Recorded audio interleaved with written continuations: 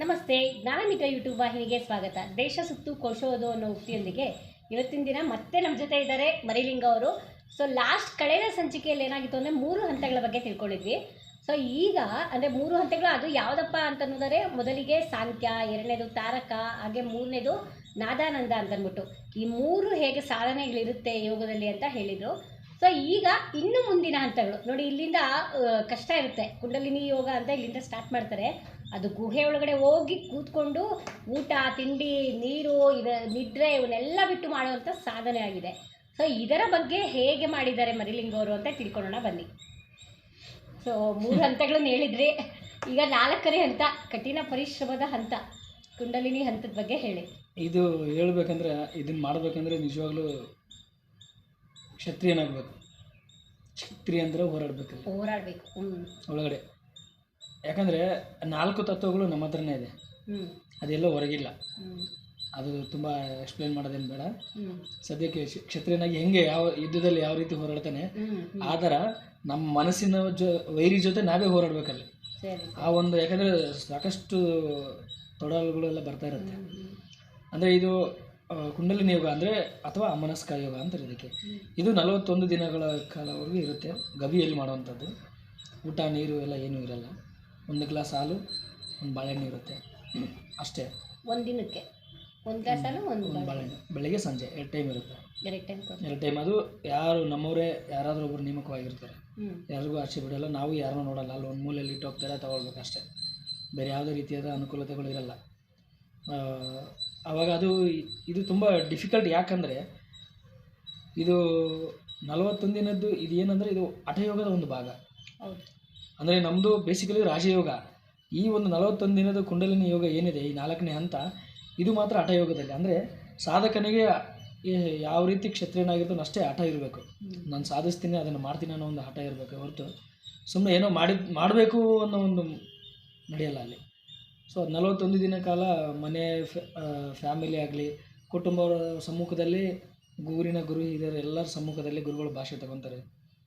41 ದಿನ ಗಂಟ ಇವರು ನನ್ನ ಮಗ ಇವನು, ನಿಮ್ಗೆ ಯಾರೂ ಸಂಬಂಧ ಇಲ್ಲ, ನಿನ್ನ ಗಂಡ ಅಲ್ಲ ಅಥವಾ ನಿಮ್ಮ ಮಕ್ಕಳಲ್ಲ ಅಂತ ಎಲ್ಲ ರೀತಿಲೂ ಅಲ್ಲಿ ವಾದಗಳು. ಸೈನ್ ಹಾಕಿಸ್ಕೊಂತಾರ ಅಂದರೆ ಆರೋಗ್ಯದ ಸಮಸ್ಯೆಗಳೇ ಬಂದು ಜವಾಬ್ದಾರಿ ಎಲ್ಲ ಸೈನಿಂಗ್ ಎಲ್ಲ ಇರುತ್ತೆ. ಯಾಕಂದರೆ ಲೀಗಲ್ ಆಗಿ ಇರುತ್ತೆ ಪ್ರತಿಯೊಂದು. ಎಲ್ಲನೂ ಲೀಗಲ್ ಆಗಿದ್ದು ಭಾಷೆ ತಗೊಳ್ತಾರೆ. ನಮ್ಮ ಕೈಯಿಂದ ಅವ್ರ ಕೈಗೆ ಹಾಕ್ಸ್ಕೊತಾರೆ. ಎಲ್ಲ ಜವಾಬ್ದಾರಿ ಅವ್ರು ತೊಗೊಳ್ತಾರೆ. ಅದು ಒಂಥರ ಸನ್ಯಾಸ ದೀಕ್ಷೆ ಇದ್ದಂಗೆ. ಬರೀ 41 ದಿನ ಅಷ್ಟೇ. ಅದಾದ ನಂತರ ಸೀದಾ ಎಲ್ಲರಿಗೂ ಏನೇನೋ ಮಾತಾಡೋಂಗಿದ್ರು ನಾವು ಅಲ್ಲೇ ಹೇಳ್ಬೇಕು ಆಚೆ. ಅದು ಬಿಟ್ಟರೆ ಒಳಗಡೆ ಹೋಗೋ ಟೈಮಲ್ಲಿ ಸ್ಟಾರ್ಟ್ ಮತ್ತೇನೂ ಮಾತಾಡೋಂಗಿಲ್ಲ, ಮೌನ ಇರುತ್ತೆ. ಬರೋವರೆಗೂ ಮೌನ ಇರುತ್ತೆ. ಕಳಿಸ್ತಾರೆ. 41 ದಿನ ಕಾಲ ಇರಬೇಕಲ್ಲಿ. ಈ ಬಂಧಗಳು ಇರುತ್ತಲ್ಲಿ. ಪ್ರಾಕ್ಟೀಸ್ ಏನು ತಾರಕ ನಾದಾನಂದದ ಇರುತ್ತೋ ಅದಕ್ಕಿಂತ ವಿಭಿನ್ನವಾಗಿ ನಿಮಗೆ ಸ್ನಾನ ಎಲ್ಲ ಅಲ್ಲಿ ವ್ಯವಸ್ಥೆ ಮಾಡಿರ್ತಾರೆ. ದಿನಕ್ಕೆ ಒಂದು ಟೈಮ್ ಸ್ನಾನ ಮಾಡೋದು. ಓಕೆ. ಅಂದರೆ ನೈಟಾ ರಾತ್ರಿ 1 ಗಂಟೆ ಆಚೆ ಬಂದು ಸ್ನಾನ ಮಾಡ್ಕೊಂಡು ಹೋಗೋದು. ಪಕ್ಕದಲ್ಲೇ ಇರುತ್ತೆ ಅಲ್ಲಿ. ಆಚೆ ಅಂದರೆ ನಾವು ಹೊರಗಡೆ ಬರಲ್ಲ. ಓಕೆ. ಬಾಗಿಲ ಹತ್ರನೇ ಇರುತ್ತೆ. ಹಾಂ ಅಷ್ಟೇ. ಮತ್ತೆ ಆಚೆ ಎಲ್ಲೂ ಬರೋಂಗಿಲ್ಲ. ಯಾರು ನಾವು ಸಂಪರ್ಕಿಸಂಗಿಲ್ಲ. ಓಕೆ. ನಮ್ಮನ್ನು ಯಾರೂ ಸಂಪರ್ಕಿಸಂಗಿಲ್ಲ. ನಿಮಗೆ ಅಕಸ್ಮಾತ್ ಅಂದರೆ ಮಾನವ ಸಹಜ ಪ್ರಕ್ರಿಯೆ ಮಲಮೂತ್ರ ವಿಸರ್ಜನೆಗಳು ಮಾಡಬೇಕು. ಹೌದು. ಊಟನೇ ಇರಲ್ವಲ್ಲ, ಎಲ್ಲಿ ಇರುತ್ತೆ ಅದೆಲ್ಲ. ಓಕೆ. ಹಾಲು ಇರುತ್ತೆ, ಅದು ಮೂತ್ರಕ್ಕೊಂದು ಸ್ವಲ್ಪ ವ್ಯವಸ್ಥೆ ಇರುತ್ತೆ ಒಳಗಡೆ. ಆದರೆ ಆಚೆಯನ್ನು ಬರೋಂಗಿಲ್ಲ. ಓಕೆ. ಅದೆಲ್ಲ ಪ್ರಿಪೇರ್ ಇರುತ್ತೆ, ಹಂಗೇನಿಲ್ಲ. ಅಂದರೆ ಮಲ ವಿಸರ್ಜನೆ ಆಗೋದೇ ಇಲ್ಲ ಅಂತ. ಊಟ ಮಾಡಿದ್ರೆ ತಾನೇ ಮಲ ಬರೋದು. ಓಕೆ. ಊಟನೇ ಇರಲ್ಲ. ಮೂತ್ರ ವಿಸರ್ಜನೆ ಯೂಶಲಿ ವ್ಯವಸ್ಥೆ ಮಾಡಿರ್ತಾರೆ. ಮತ್ತೆ ನಿದ್ರೆ ಏನಾದ್ರು ಮಾಡಿ. ನಿದ್ರೆ ಎಲ್ಲಿ ಬರೋದಿಲ್ಲ. ನಿದ್ರೆ ಎಲ್ಲಿ ಬರುತ್ತೆ? ನಮ್ಮ ಸಾಧನೆಯಲ್ಲೇ ನಾವು ಅದು ಹೋಗಿರುತ್ತೆ, ನಿದ್ರತಾ ಇರುತ್ತೆ. ಮನಸ್ಸು ಇಲ್ಲಿ ಬೆಳಿಗ್ಗೆಯಿಂದ ಸಂಜೆವರೆಗೂ ಇದಾಗಿರೋದಕ್ಕೆ ರಾತ್ರಿ ನಿದ್ದೆಗೆ ಹೋಗ್ಬಿಡುತ್ತೆ. ಅಲ್ಲಿ ಸದಾ ವಿಶ್ರಾಂತಿಯಲ್ಲೇ ಇರುತ್ತೆ. ಮನುಷ್ಯನ ಹಗ್ಗದಿಂದ ಕಟ್ಟಾಕ್ದಂಗೆ ಆ ಮನಸ್ಸನ್ನ ಕಟ್ಟಾಕ್ಬೇಕಲ್ಲಿ. ಆಮೇಲೆ ಸುಮ್ಮನೆ ಹೋಗಿ ಏನೋ ಜಪ ಮಾಡಿಕೊಂಡು ಮಂತ್ರನ ಜಪ ಮಾಡೋದು ಇರಲ್ಲ ಅಲ್ಲಿ. ದೇಹನ ದಂಡಿಸೋದಿರುತ್ತೆ. ದೇಹ ದಂಡಿಸೋದಂದ್ರೆ ಏನು, ಅದಕ್ಕೆ ನೆಗೆಟಿವ್ ಆಗಲ್ಲ. ಆಸನಗಳ ಬದ್ಧವಾಗಿ ಏನು ಗುರುಗಳು ಮಾರ್ಗದರ್ಶನ ಮಾಡಿರ್ತಾರೆ ಅದನ್ನು ಕ್ರಮೇಣವಾಗಿ ದಿನನಿತ್ಯ ಮಾಡೋದಿರುತ್ತೆ. ಓಕೆ. ಅಂದರೆ ಮತ್ತೆ ಇದರಲ್ಲಿ ಮೂಲಬಂಧ, ಉಡ್ಯಾನ ಬಂಧ, ಜಾಲಂಧರ ಬಂಧ ಅಂತ ಹೇಳಿದ್ರಿ. ಯೂಶಲಿ ಏನಾಗುತ್ತೆ ಅಂದರೆ ನೋಡಿ, ನಾವು ಯೋಗ ಮಾಡೋರು ಯೋಗ ಡೈಲಿ ಪ್ರಾಕ್ಟೀಸ್ ಮಾಡ್ತೀವಲ್ಲ, ಪ್ರಾಣಾಯಾಮದಲ್ಲಿ ಇದು ಬರುತ್ತೆ ಮೂಲಬಂಧ ಉಡ್ಯಾನ ಬಂಧ. ಏನಪ್ಪ ಅಂದರೆ ಸುಮ್ಮನೆ ಉಸಿರು ಕಟ್ಬಿಡೋದು, ಹಿಂಗೆ ಇಟ್ಕೊಂಡು ಉಸಿರು ಕಟ್ಟೋದು, ಮೂಲಬಂಧ ಉಡ್ಯಾನ ಬಂಧ ಅಂತ ಮಾಡ್ತೀವಿ. ಅದೇನಾ ಅಂದ್ರೆ ಅದೆಲ್ಲ ಅನ್ನೋದು ಗೊತ್ತು, ಮೂಲ ಬಂಧ ಅಂದ್ರೆ ಅವು ಬೇರೆ ಬೇರೆದೇ ಸಾಧನ ವಿಧಾನಗಳು ಸಾಧನ ಕರ್ಮಗಳು ಬೇರೆ ವಿವಿಧ ರೀತಿಯಲ್ಲಿ ಇರುತ್ತೆ. ಅಂದ್ರೆ ಅವೇ ಬಂಧಗಳೇ, ಆ ಬಂಧಗಳನ್ನ ಇಂತಿಷ್ಟು ಸಮಯ ಇಂತಿಷ್ಟು ದಿನಗಳ ಕಾಲ ಅಂತ ಪರ್ಟಿಕ್ಯುಲರ್ ಆಗಿ ಹೇಳಕ್ ಬರಲ್ಲ. ಯಾಕಂದ್ರೆ ಅದು ಸ್ವಲ್ಪ ಗುರು ರಹಸ್ಯ ಇರುತ್ತೆ. ಹಂಗಾಗಿ ನಾವು ಬಹಿರಂಗವಾಗಿ ಹೇಳಕ್ ಬರಲ್ಲ, ಏನು ಅನ್ಕೋಬೇಡಿ. ಆ ಬಂಧಗಳನ್ನ ಅದು ದೇಹನ ಗುರುಗಳು ಯಾವ ಥರ ಮಾರ್ಗದರ್ಶನ ಕೊಟ್ಟಿರ್ತಾರೆ, ಯಾವ ಆಸನದಿಂದ ಹೆಂಗೆ ಮಾಡ್ಬೇಕಂತ ಅದರ ಪ್ರಕಾರವಾಗಿ ಮಾಡೋದಿರುತ್ತೆ. ಸುಮ್ಮನೆ ಕುತ್ಕೊಂಡು ಯಾಕೆ ರಹಸ್ಯವಾಗಿ ಹೇಳ್ತೀನಿ ಅಂತಂದ್ರೆ, ನಾನು ಯಾಕೆ ಹೇಳ್ತಾ ಇಲ್ಲ ಅಂದ್ರೆ, ಈಗ ಯಾರಾದ್ರೂ ತಿಳ್ಕೊಂಡ್ಬಿಟ್ಟು ಅವ್ರು ಪ್ರಾಕ್ಟೀಸ್ ಮಾಡಕ್ ಹೋಗಿ ಏನಾದ್ರೂ ಅನಾಹುತಗಳಾಗುತ್ತೆ. ಯಾಕಂದ್ರೆ ಗುರುಗೆ ಗೊತ್ತಿರುತ್ತೆ. ಈಗ ನಾವು ಅದು ಕೇಳ್ಕೊಂಡು ಅವ್ರು ಏನೋ ಮಾಡಕ್ ಹೋದ್ರು ಅದನ್ನ ಸರಿಪಡಿಸೋರು ಯಾರು? ಅವರು ಯಾಕಂದ್ರೆ ನಮ್ಮ ಸಮ್ಮುಖದಲ್ಲಿ ಅವ್ರು ಮಾಡಿ ತೋರಿಸ್ತಾರೆ, ಹಿಂಗೇ ಮಾಡ್ಬೇಕಂತಂದು ಅವ್ರು ಮಾಡಿ ತೋರಿಸಿದಾಗಲೇ ನಾವು ಮಾಡಕ್ ಸಾಧ್ಯ. ಸೊ ನಮಗೂ ಒಂಥರ ಏನಾದ್ರೂ ದೇಹದ ರೂಢಿ ಸಾಮಾನ್ಯವಾಗಿ ಹೆಚ್ಚು ಕಮ್ಮಿ ಆಗುತ್ತೆ ಅಥವಾ ಆಗದೇನೂ ಇರಬಹುದು. ಆ ಥರ ಸಂದರ್ಭದಲ್ಲಿ ಗುರುಗಳು ಇದ್ದಾಗ ಅವ್ರು ಬಂದು ಸರಿ ಮಾಡ್ತಾರೆ. ಈಗ ಇವ್ರು ಏನಾದ್ರು ಮಾಡ್ಕೊಂಡ್ಬಿಟ್ರೆ ಏನು ಸರಿ ಮಾಡ್ಕೊಂಡು, ಈಗ ಎಷ್ಟೋ ಜನ ಯೂಟ್ಯೂಬ್ಗಳು ನೋಡ್ಕೊಂಡು ಬುಕ್ಗಳು ಓದ್ಕೊಂಡು ಏನೇನೋ ಸಾಧನೆಗಳು ಮಾಡೋಕೆ ಹೆಚ್ಚು ಕಮ್ಮಿಗಳು ಆಗಿದೆ. ನಾನು ಕಳೆದ ಎಪಿಸೋಡ್ಗಳಂದ್ರೆ ಕೆಲವು ಹೋದ ವರ್ಷ ನಾನು ಸ್ವದೇಶ್ ಮೀಡಿಯಾದಲ್ಲಿ ಕೊಟ್ಟಿದ್ದೆ. ಅವಾಗಿಂದ ಕೆಲವರು ಕಾಂಟ್ಯಾಕ್ಟ್ ಮಾಡಿದ್ದಾರೆ, ಕೆಲವು ನನಗೆ ಸಂಪರ್ಕ ಮಾಡಿದ್ದಾರೆ. ಈಗ ಏನೋ ಆನ್ಲೈನಲ್ಲಿ ದೀಕ್ಷೆಗಳು ತಗೊಂಡು ಯೋಗ ಅಭ್ಯಾಸ ಮಾಡಕ್ ಹೋಗಿ ಹುಚ್ಚರಾಗಿ ಹೋಗಿದ್ದಾರೆ. ಇವತ್ತಿಗೂ ನನಗೆ ಸಂಪರ್ಕ ಇದ್ದಾರೆ. ಅಂದ್ರೆ ಚಕ್ರಗಳನ್ನೆಲ್ಲ ವ್ಯತ್ಯಾಸ ಮಾಡಿಕೊಂಡು ತುಂಬಾ ಪ್ರಾಬ್ಲಮ್ ಅನುಭವಿಸಿದ್ದಾರೆ. ಸಮಸ್ಯೆಗಳು ಅವರಿಗೆ ಗಂಭೀರವಾಗಿ ಕಾಡುತ್ತೆ. ಇದು ಏನಂದ್ರೆ ಯೋಗ ಗುರುವಿನ ಮುಖಾಂತರ ಸೂಕ್ತವಾಗಿ ಮಾರ್ಗದರ್ಶನ ತಗೊಂಡು ಮಾಡಿದ್ರೆ ಮಾತ್ರ ಯೋಗ. ಸ್ವತಃ ಏನಾದ್ರು ಮಾಡಕ್ ಹೋಗ್ತೀನಿ ಅಂದ್ರೆ ಅದು ರೋಗ. ಇದು ಚೆನ್ನಾಗಿ ಅರ್ಥ ಮಾಡ್ಕೋಬೇಕು.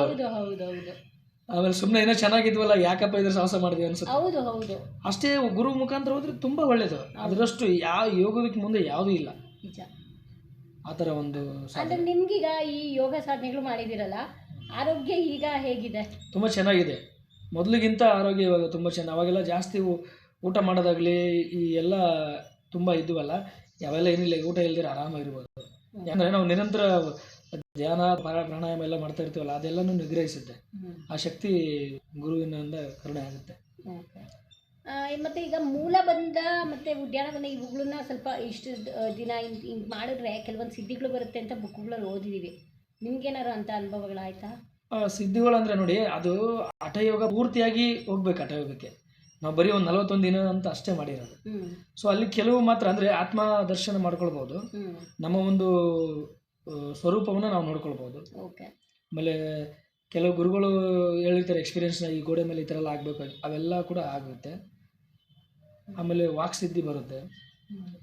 ಅಂದರೆ ನಿರಂತರವಾಗಿ ಅದರಲ್ಲಿ ನಾವು ನಿರಗತರಾಗಿದ್ರೆ, ಸುಮ್ಮನೆ ಏನೋ ಕಾಟಾಚಾರಕ್ಕೆ ಹೋಗಿದ್ವಿ, 41 ದಿನ ಹಾಲು ಕುಡಿದ್ವಿ, ಬಾಳೆಹಣ್ಣು ತಿಂದ್ವಿ, ಸುಮ್ಮನೆ ಇದ್ವಿ, ಆಚೆ ಬಂದ್ವಿ ಅಂದರೆ ಏನೂ ಇಲ್ಲ, ಆಗಲ್ಲ.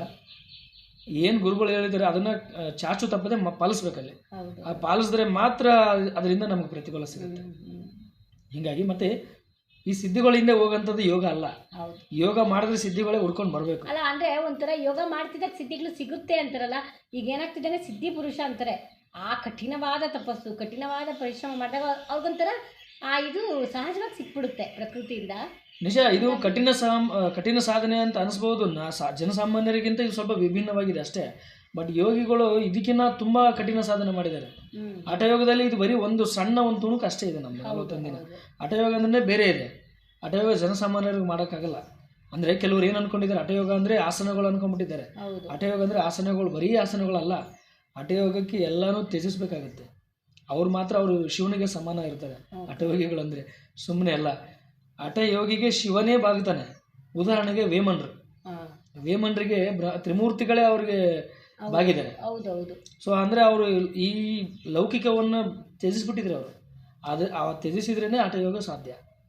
ಹಾಗಾಗಿ ನಾವು ಗೃಹಸ್ಥರು ಮಾಡಬೇಕಾದಂಥ ಒಂದು ಯೋಗ ಏನಿದೆ ಅದು ನಮ್ಮದು ಅಚಲ ಪರಂಪರೆ. ಯಾರು ಬೇಕಾದರೂ ಗೃಹಸ್ಥರು ಮಾಡಬಹುದು. ಹಾಗಾಗಿ ಅದನ್ನು ಹಠಯೋಗದ ಒಂದು ಭಾಗ ಅಷ್ಟೇ ತಗೊಂಡಿರೋದು. ಅದು ಮಾಡ್ಲಿಕ್ಕೆ ಸಾಧ್ಯ ಅಂತ.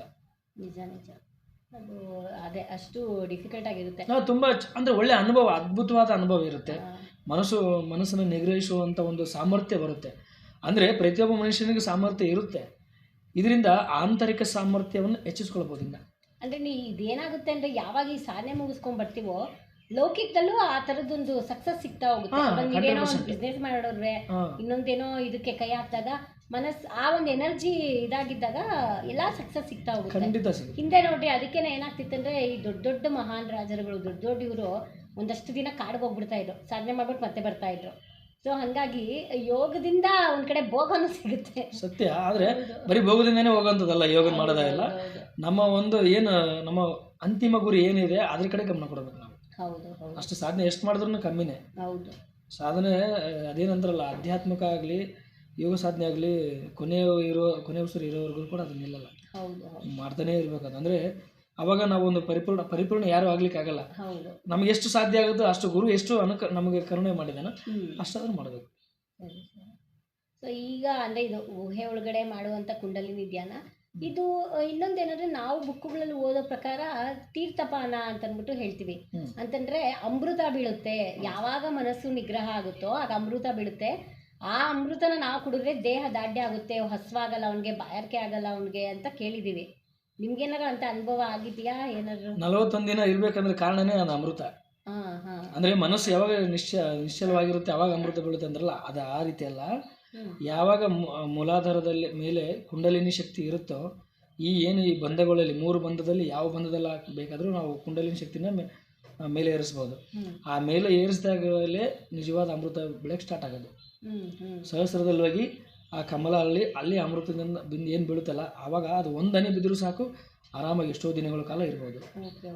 ಆ ಒಂದು ಸಾಧನೆ ಅಲ್ಲಿ ಮಾಡ್ಬೇಕು, ಅಲ್ಲಿ ಮಾಡಿದ್ರೆ ಅಮೃತ ಬೀಳುತ್ತೆ. ಸುಮ್ಮನೆ ಹಾಲು ಕುಡ್ಕೊಂಡು ಕೂತ್ಕೊಂಡ್ರೆ ಬೀಳಲ್ಲ. ಹಸುವಾಗಿ ಸತ್ತು ಹೊರಗಡೆ ಓಡಬೇಕಾಗುತ್ತೆ, ಹಸುವಿನಿಂದ ಬಳಲ್ಬೇಕಾಗುತ್ತೆ.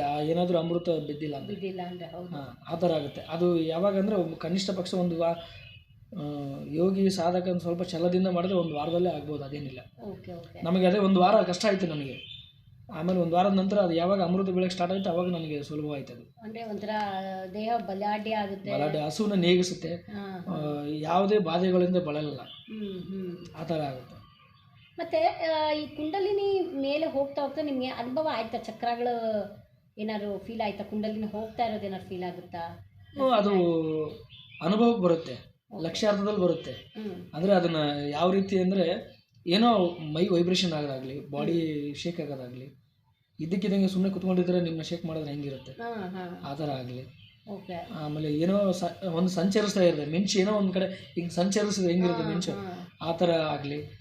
ಆಮೇಲೆ ಅದು ಹೇಳಕ್ಕೆ ತುಂಬ ಒಂಥರ ಅಂದರೆ ಆ ಚಕ್ರಗಳು ಫೀಲ್ ಆಯ್ತಾ ನಿಮಗೆ ಇಲ್ಲಿ? ಅದು ನಮ್ದು ಹೆಂಗಿರುತ್ತೆ ಅಂದರೆ ನಿಧಾನಗತಿಯಲ್ಲಿ ಏರ್ಸೋದಿರಲ್ಲ, ಒಂದೊಂದೇ ಹಂತವಾಗಿರೋದಿಲ್ಲ. ಅದು ಸೀದಾ ಹೊಡೆದ್ರೆ ಸ್ಪೀಡ್ ಹೆಂಗಿರುತ್ತೆ ಒಂದೇ ರೌಂಡ್ ಹಂಗಿರುತ್ತೆ ಅದು ಫೋರ್ಸ್ನೆಸ್. ಅಂದರೆ ಅಲ್ಲಿ ಹೋಗಿ ಮತ್ತೆ ಕೆಳಗೆ ಬರೋಂಥದ್ದು. ನಮ್ದ್ರೆ ಸಮಾಧಿ ಸ್ಥಿತಿ ಅಲ್ಲೇ ಇರ್ಲಿಕ್ಕೆ ಆಗಲ್ಲ, ಅಲ್ಲೇ ಇರ್ಲಿಕ್ಕಾದ್ರೆ ನಾವು ಇಲ್ಲಿ ಇರಲ್ಲ. ಅದೇ ಸಂಪ್ರಜ್ಞಾತ ಸಮಾಧಿ ಅಸಂಪ್ರಜ್ಞಾತ ಸಮಾಧಿ ಅಂತ ಹೇಳ್ತಾರೆ.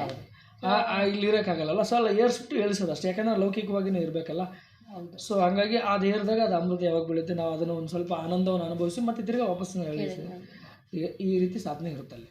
ಅಂದರೆ ಮತ್ತೆ ಇನ್ನೊಂದು ಈ ಯೋಗದ ಆನಂದನ ಒಂದು ಉಪನಿಷತ್ತಲ್ಲಿ ವಿವರಿಸಿದ್ದಾರೆ. ಅಂದರೆ ಈಗ ಒಬ್ಬ ಇಂದ್ರ ಪದವಿ ಅಂದರೆ ಎಲ್ಲಾನು ಅಂದರೆ ಏನಂತ ಹೇಳ್ತಾರೆ, ಒಬ್ಬ ಮನುಷ್ಯನಿಗೆ ಎಷ್ಟು ಅವನಿಗೆ ಭೋಗ ಅನುಭವಿಸ್ಬೇಕಾಗುತ್ತೋ ಅಂಥದ್ದು ಅಷ್ಟು ಭೋಗಗಳು ಇದ್ದು ಅವನು ಅತ್ಯಂತ ಸುಖಕರ ಆಗಿರೋ ಅಂಥದ್ದು ಅಂಥದಕ್ಕಿಂತನೂ ಇರೋವಂಥ ಆನಂದ ಅದು ಅಂತಂದ್ಬಿಟ್ಟು ಹೇಳ್ತಾರೆ.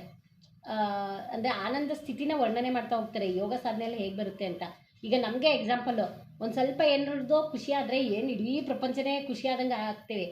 ಆದರೆ ಅದು ತೀರಾ ಒಂದು ಸಾಸಿವೆ ಕಾಳು ಅಷ್ಟೇ ಇರ್ತಂತೆ ಅಂತ, ಅದಕ್ಕೆ ಅಷ್ಟು ಅನುಭವ ಇರುತ್ತಂತೆ, ಆನಂದದ ಅನುಭವ. ಅದು ನಿಮ್ಗೆ ಏನಾದ್ರು ಫೀಲ್ ಆಯ್ತಾ? ಈಗ ನೋಡಿ, ಫೀಲ್ ಆಗೇ ಆಗುತ್ತೆ. ಯಾಕಂದರೆ ಅಮೃತ ಬೀಳುವಂಥದ್ದು ವಿಷಯ ಅಂದರೆ ಸುಮ್ಮನೆ ಅಲ್ಲ.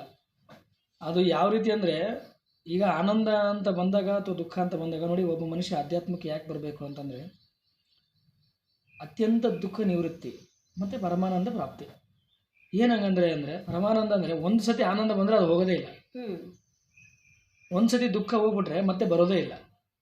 ಈ ಒಂದು ವಿಧವಾಗಿ ದುಃಖ ಆನಂದ ಇರುತ್ತೆ. ಸೊ ಇದು ಅಧ್ಯಾತ್ಮ ನಿಜವಾದ ಆನಂದ ಅಂದರೆ ಇದೆ. ಕುಂಡಲಿನಿನ ಮೇಲೆ ಸಹಸ್ರಾಗಿ ಏರಿಸಿ ಯಾರು ಸಮಾಧಿ ಸ್ಥಿತಿಯನ್ನು ಅನುಭವಿಸ್ತಾರೋ ಅದಕ್ಕಿಂತ ಮಿಗಿಲಾದ ಆನಂದ ಯಾವುದೂ ಇಲ್ಲ. ಅಂದರೆ ಅದನ್ನು ವರ್ಣನೆ ಮಾಡೋಕ್ಕೆ ಆಗಲ್ಲ, ಅದಕ್ಕೆ ನೋ ಎಕ್ಸ್ಪ್ಲನೇಷನ್. ನಿಮ್ಗೆ ಆಗಿದೆಯಾ ಅನುಭವ? ಅದಾಗಿದ್ದಕ್ಕೆ ತಾನೇ ಅದು ಅಮೃತ ಬಿದ್ದು 41 ದಿನ ಇರೋದು, ಇಲ್ಲಾಂದರೆ ಎಲ್ಲಿರೋಕ್ಕೆ ಸಾಧ್ಯ? ಓಕೆ. ಅಲ್ಲ, ಸಾಮಾನ್ಯಕ್ಕೆ ದೊಡ್ಡ ದೊಡ್ಡ ರಾಜರುಗಳು ದೊಡ್ಡ ಯಾಕಂದರೆ ಇವಾಗ ನಾವು ಬುದ್ಧನೇ ತಗೊಳ್ರಿ, ಅಂಥ ಒಳ್ಳೆ ವೈಫು, ಅಂಥ ಒಳ್ಳೆ ಸಾಮ್ರಾಜ್ಯ, ಅಂತ ಸುಖನ್ ಬಿಟ್ಬಿಟ್ಟು ಯಾವ ಆನಂದಕ್ಕೆ ಹೋದ ಅವನು ಅಂತ ಸಾಮಾನ್ಯ ಪ್ರಶ್ನೆ ಬರುತ್ತೆ. ಏನಕ್ಕಂದ್ರೆ ಅಂತ ಆನಂದನ ಅಂತ ಅಂದ್ರೆ ಜ್ಞಾನ, ಅದು ಜ್ಞಾನದ ಒಂದು ತುತ್ತ ತುದಿ. ಯಾಕಂದ್ರೆ ಇದೆಲ್ಲ ಕ್ಷಣಿಕ ಅಲ್ವಾ ಸುಖ. ಯಾವ್ದು ಒಂದು ಈಗ ನೋಡಿ, ಊಟ ಮಾಡಿದ್ರೆ ತುಂಬ ಮುಷ್ಟಾನ್ನ ಒಳ್ಳೆ ನಮ್ಗೆ ಇಷ್ಟವಾಗಿರೋ ಊಟ ಮಾಡಿದ್ರೆ ಏನು ಎಷ್ಟೊತ್ತಿರುತ್ತೆ, ಸ್ವಲ್ಪ ಊಟ ಮಾಡಿದ್ರೆ ಕಷ್ಟ, ಮಧ್ಯಾಹ್ನ ಆಯ್ತು ಅಂತ ತಿರ್ಗಿ ಹಸುವಾಗುತ್ತೆ ಅಲ್ವಾ. ಅದು ಆನಂದ ಬಂದರೆ ಹೋಗೋದೇ ಇಲ್ವಲ್ಲ, ಅದೇ ಹಂಬಲದಲ್ಲೇ ಇರ್ತೀವಿ. ಇವಾಗ ಏನೋ ಒಂದು ನಾನು ಅದನ್ನ ರಿಮೈಂಡ್ ಮಾಡ್ತಿದ್ರೆ ಅದು ಆನಂದ, ಅದೇ ಪರ್ಮನೆಂಟ್ ಆನಂದ, ಅದು ಶಾಶ್ವತ ಆನಂದ. ಒಂದ್ಸತಿ ಬಂದರೆ ಹೋಗೋದೇ ಇಲ್ಲ. ಅಂದರೆ ಇವಾಗ ಊಟ ಮಾಡಿದ ಒಂದು ಪಟ್ಟು ಸುಖ ಇದ್ದರೆ ಆ ಒಂದು ಯೋಗದ ಸುಖ ಅದಕ್ಕಿಂತ 1000 ಪಟ್ಟು ಇರುತ್ತೆ. ಅದನ್ನ ನಾವು ಅರ್ಥ ಮಾಡ್ಕೋಬೇಕಾದ್ರೆ. ಹೌದು, ಅದೇ ಬಲ್ಲವನೇ ಬಲ್ಲ ಬೆಲ್ಲದ ರುಚಿ ಅಂತ. ಅದು ಎಂತ ಆನಂದ ಅಂತ ನೋಡಿನೇ ನಾವು ಅನುಭವ. ಅದು ಹೇಳಕ್ಕೆ ಬರಲ್ಲ, ಅಂದ್ರೆ ಹಸುವನ್ನ ಹೇಳಕ್ಕಾಗತ್ತಾ ಹಂಗಿತ್ತಿಂಗ್ ಅಂತ. ಬಟ್ ಅದನ್ನ ಅವ್ರೇ ಅನುಭವಿಸುತ್ತಿರ್ಬೇಕು, ಗೊತ್ತಾಗುತ್ತೆ. ಸೊ ಹಾಗಾಗಿ ದುಃಖ, ಅತ್ಯಂತ ದುಃಖ ಅಂದ್ರೆ ಈ ಒಂದು ಭಾವಬಂಧನದಲ್ಲಿ ನೀವು ನೋಡಿದ್ರಿ, ಸ್ವಲ್ಪ ಏನೋ ನಮಗೆ ಲೌಕಿಕವಾಗಿ ಸ್ವಲ್ಪ ಸಮಸ್ಯೆ ಆಯ್ತು ಅಂದ್ರೆ ದುಃಖ ಆಗುತ್ತೆ. ಹೌದು, ಒಳ್ಳೇದಾಯ್ತು ಅಂದ್ರೆ ಖುಷಿ ಆಗುತ್ತೆ. ಇದೆಲ್ಲ ಕ್ಷಣಿಕ, ಅಂದ್ರೆ ವೇರಿಯೇಷನ್ ಇರುತ್ತೆ, ಸ್ಥಿತವಾಗಿ ಯಾವುದಿಲ್ಲ, ಸ್ಥಿರವಾಗಿ ಅಲ್ವಾ. ಈ ಲೌಕಿಕ ಭಾವಬಂಧನವನ್ನ ದೂರ ಮಾಡ್ಕೊಳ್ಳೋದೇ ಅತ್ಯಂತ ದುಃಖ ನಿವೃತ್ತಿ. ಅಂದ್ರೆ ಒಂದ್ಸತಿ ದುಃಖ ಇದು ಹೋಯ್ತು, ಜನನ ಮರಣಗಳಿಂದ ನಾವು ದೂರ ಆದ್ವಿ ಅಂದ್ರೆ ಮತ್ತೆ ಇದು ಬರೋದೇ ಇಲ್ಲ. ನಮ್ಗೆ ಆನಂದ ಬಂತಂದ್ರೆ ನಮಗೆ ಆನಂದದ ಹೋಗೋದೇ ಇಲ್ಲ. ಇದು ಮುಖ್ಯ ವಿಷಯ ಇಲ್ಲಿ. ಆದರೆ ಏನಂದ್ರೆ ತುಂಬ ಸಮಯ ವೇಸ್ಟ್ ಆಗುತ್ತೆ ಅನ್ಸುತ್ತೆ ಈ ಯೋಗ ಮಾಡಿಲ್ಲ ಅಂದರೆ. ನಾವು ಸಾಂಖ್ಯ ತಗೊಂಡಾಗ ಕೂಡ ಅಷ್ಟೇ, ನಾವು ಆದಷ್ಟು ಬೇಗ ಬರಬೇಕಾಗಿತ್ತು. ಎಷ್ಟೊಂದು ವೇಸ್ಟ್ ಮಾಡಿಬಿಟ್ವಲ್ಲ, ಅದೇ ನಮ್ಮ ಜೀವನದಲ್ಲಿ ಎಷ್ಟೊಂದು ವೇಸ್ಟ್ ಮಾಡಿಬಿಟ್ವಲ್ಲ, ಎಲ್ಲೆಲ್ಲೋ ಹೋಗಿದ್ವಲ್ಲ, ಎಲ್ಲೆಲ್ಲೋ ಮೈಂಡ್ ಹೋಗಿತ್ತು ಅಂತ ಅನಿಸುತ್ತೆ. ಪ್ರತಿಯೊಬ್ಬರಿಗೂ ಅನ್ಸುತ್ತೆ ಅದು. ಯಾವಾಗ ಅನ್ಸುತ್ತೆ ಅಂದರೆ ಸಾಂಖ್ಯ ಯೋಗವನ್ನು ಉಪದೇಶ ತಗೊಂಡಾಗಲೇ ಅನ್ಸುತ್ತೆ ಅದು. ಇನ್ನೊಂದು ಏಜ್ ಇದ್ದಾಗ ಈ ಸಾಧನೆಗಳೆಲ್ಲ ಸಾಧ್ಯ. ಖಂಡಿತ. ಇವಾಗ ಅದು ನಮ್ಮದ್ರಲ್ಲಿ ಒಂದು ಗಾದೆ ಹೇಳ್ತಾರೆ ಹಳ್ಳಿ ಕಡೆ, ಹೊತ್ತು ಮುಳುಗೋದ್ರೊಳಗೆ ಗೊತ್ತಿಗೆ ಸೇರ್ಕೊ ಅಂತ. ಅಂದರೆ ಕತ್ಲೆ ಆಗೋದ್ರೊಳಗಡೆ ಮನೆ ಸೇರ್ಕೊಂಡ್ಬಿಡು ಅಂತ, ಯಾಕಂದರೆ ಆಮೇಲೆ ದಾರಿ ಕಾಣಿಸಲ್ಲ. ಆಮೇಲೆ ಇನ್ನೊಂದು ನಮ್ಮ ಕಡೆ ಇನ್ನೊಂದು ಹೇಳ್ತಾರೆ, ನದಿ ದಾಟಬೇಕಾದ್ರೆ ನದಿ ಮುಂಚೆನೇ ನಾವು ಸ್ಲಿಪ್ಪರ್ನ ಕೈಯಲ್ಲಿ ಹಿಡ್ಕೊಂಡು ದಾಟಬೇಕು. ಅರ್ಧ ನದಿಯಲ್ಲಿ ಹೋಗ್ಬಿಟ್ಟು ಸ್ಲಿಪ್ಪರ್ ತೊಗೊಂತೀನಿ ಅಂದ್ರೆ ಆಗುತ್ತಾ? ನಾವು ಸ್ಲಿಪ್ಪರ್ ತಗೊಂತ ಮುಳುಗೋದಾಗ ಅರಿ ಹೊಡ್ಕೊಂಡು ಹೋಗ್ಬಿಡುತ್ತೆ ಅಲ್ವಾ. ಈಗ ಕರೆಕ್ಟ್ ತಾನೆ. ಇವಾಗ 1 hour ಪದ್ಮ ಸಾಕೊಂಡು ಕುತ್ಕೊಳ್ಳೋಕೆ ಇವಾಗೇ ಕಷ್ಟ ಆಗುತ್ತೆ ಅನ್ಕೊಳ್ಳಿ, ಮತ್ತೆ ಇನ್ನು ಮುದುಕರಾದ್ಮೇಲೆ ಆಗುತ್ತಾ ಅಲ್ವಾ. ಸೊ ಹಾಗೆ ಅದೇ ಈಗ ಇನ್ನೂ ಆಸಕ್ತಿ ಜಾಸ್ತಿ ಇರುತ್ತೆ, ದೇಹದಲ್ಲಿ ಕೂಡ ಶಕ್ತಿ ಇರುತ್ತೆ, ಮನಸ್ಸಲ್ಲಿ ಕೂಡ ಆಸಕ್ತಿ ಇರುತ್ತೆ. ಈಗಲೇ ಮಾಡ್ಕೊಳ್ಬೇಕದು. 5 ವರ್ಷ ಸಾಧನೆ ಮಾಡಿದರೆ ಅದು 50 ವರ್ಷದ ಆರಾಮಾಗಿರ್ಬೋದಲ್ಲ. ಮತ್ತೆ ಮುಂದಿನ ಹಂತ ಯಾವುದು? ಇದಾದ ನಂತರ ದರ್ಪಣ ಯೋಗ, ಸಚ್ಚಿದಾನಂದ ಯೋಗ ಅಂತ ಬರುತ್ತೆ. ಅಂದರೆ ಅದು 6ನೇದಾ? 5ನೇದು. ಇವಾಗ ನಾನು ಅದು ಮಾಡ್ತಿರೋದು. ಈಗ ಮಾಡ್ತಿರೋದು ಕೂಡ ಮಾಡಿದ್ದೀನಿ ಸ್ವಲ್ಪ. ಅದು ಯಾವ ರೀತಿ ಇರುತ್ತಂದರೆ, ಈಗ ಕುಂಡಲಿನಿ ಯೋಗದಲ್ಲಿ ಶಕ್ತಿ ಸ್ವರೂಪವನ್ನು ಅನುಭವಿಸಿದ್ವಿ, ಅಂದರೆ ನಮ್ಮ ಸ್ವಯಂ ಸ್ವರೂಪವನ್ನು ನಾವು ನೋಡಿಕೊಂಡ್ವಿ. ಅದು ಪರಮಾತ್ಮ ನಮ್ಮ ದೇಹದಲ್ಲಿ ಪ್ರಜ್ವಲಿಸ್ತಿರ್ತಾನೆ ಒಂದು ಕಡೆ. ನಾವ್ಯಾರು ಅಂತ ತಿಳ್ಕೊಳ್ಳೋದೇ ಅದು. ಈಗ ನಾವ್ಯಾರು ತಿಳ್ಕೊಂಡ್ವಿ, ನಾವ್ಯಾರು ಅಂತ ತಾರಕದಲ್ಲೇ ತಿಳ್ಕೊಂಡ್ಬಿಡ್ತೀವಿ ಸ್ವಲ್ಪ. ಇದರಲ್ಲಿ ಪರಿಪೂರ್ಣ ಜ್ಞಾನ ಆದಂಗೆ ಆಗುತ್ತೆ. ಸಚ್ಚಿದಾನ ಅಂದರೆ ನಾನೇ ಸಚ್ಚಿದಾನಂದ, ಅದನ್ನು ಹೆಂಗೆ ಸಮರ್ಥನೆ ಮಾಡ್ಕೊಳ್ಳೋದು ಅನ್ನೋದೇ ದರ್ಪಣ ಯೋಗ. ಅದನ್ನು ಗುರುಗಳು ಹೇಳ್ತಾರೆ. ಅಂದರೆ ಈ ದರ್ಪಣ ಯೋಗನ ತುಂಬ ಕ್ಯೂರಿಯಾಸಿಟಿ ಚೆನ್ನಾಗಿದೆ. ಇನ್ನು ಮುಂದಿನ ಹಂತಗಳ ಬಗ್ಗೆ ನೆಕ್ಸ್ಟ್ ಎಪಿಸೋಡಲ್ಲಿ ನೋಡೋಣ. ಯಾಕಂದರೆ ಇದುವರೆಗೂ ಹೇಳಿರೋಂಥದ್ದನ್ನು ಜೀರ್ಣ ಮಾಡ್ಕೊಳ್ಳಿ ವೀಕ್ಷಕರು. ಮುಂದಿನ ಹಂತನ ಮುಂದಿನ ಎಪಿಸೋಡಲ್ಲಿ ನೋಡೋಣ. ಸೊ ನೋಡಿದ್ರಲ್ಲ ವೀಕ್ಷಕರೇ, ಯೋಗ ಸಾಧನೆ ಅಂತಂದರೆ ನಾವೇನೋ ಬೆಳಿಗ್ಗೆ ಎದ್ದು ಎಕ್ಸಸೈಸ್ ಮಾಡ್ತೀವಿ ಇದಿಷ್ಟೇ ಅಲ್ಲ. ಯೋಗ ಸಾಧನೆ ಅಂದರೆ ಇದು ಸಿದ್ಧಿಗಳು, ಹಾಗೆ ಅದರಲ್ಲಿ ಸಿಗುವಂಥ ಆನಂದ, ಇದನ್ನೆಲ್ಲ ನೋಡೋ ಅಂದರೆ ಚಕ್ರಗಳ ಭೇದನೆ, ಕುಂಡಲಿನಿ ರೈಸು, ಇದೆಲ್ಲ ಕೇಳೋಕ್ಕೆ ಒಂಥರ ಚೆನ್ನಾಗಿರುತ್ತೆ. ಬಟ್ ಮಾಡಿದಾಗೆ ಅದರ ಅನುಭವ ಗೊತ್ತಾಗೋದು. ಇನ್ನೂ ಒಂದು ಮುಂದಿನ ಹಂತಗಳನ್ನು ಮುಂದಿನ ಸಂಚಿಕೆಯಲ್ಲಿ ತಿಳಿಯೋಣ. ನೋಡ್ತಾ ಇರಿ ಜ್ಞಾನಮೀಠ ಯೂಟ್ಯೂಬ್ ವಾಹಿನಿ. ಧನ್ಯವಾದಗಳು.